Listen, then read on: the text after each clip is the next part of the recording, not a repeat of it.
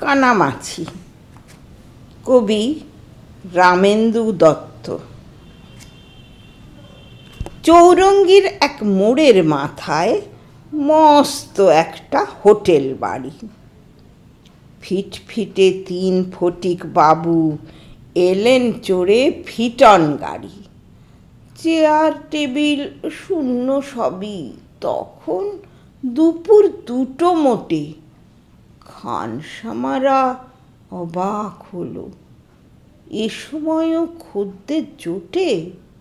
ভাবলে হ্যাঁ, তা হতেও পারে, এরা তো আর সাহেব নয়।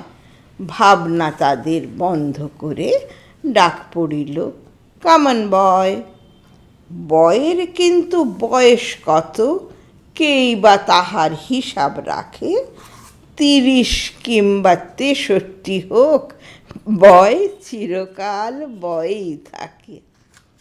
বাবুদের সব হুকুম হলো, কোরমা, পোলাও, কোপ্তা চাই। একজনে ওড়ান 9 ডিশ, এই দিতে এই পাতেই নাই।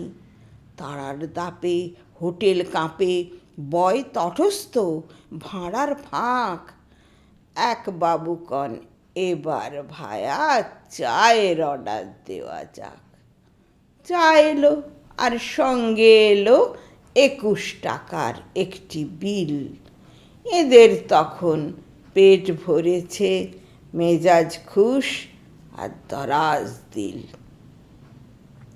এক বাবু তাঁর বুক পকেটে হাতটি দিতেই ঝপাত করে পার্শ্ববর্তী বন্ধু তাহার অমনি সেটা নিলেন ধরে। করছো এ কি?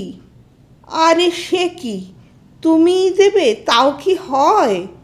এ খাওয়ানোটা আমার পালা, আমিই দেব। ইধর বয়।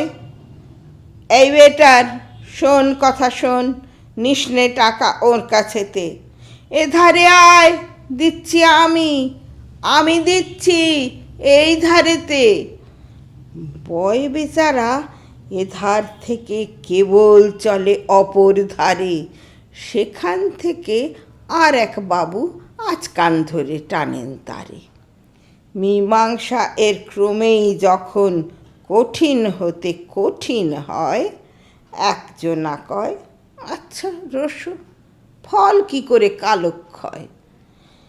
এই ওয়েটার, চোখটা তোমার রুমাল বেঁধে দিচ্ছি কষে, আর এই আমরা চেয়ার টেনে উল্টো পাল্টা থাকবো বসে।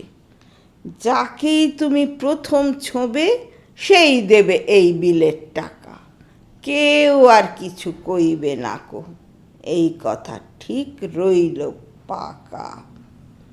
যেমনি বলা অমনি করা, কানামাছি ভোঁ ভাঁ।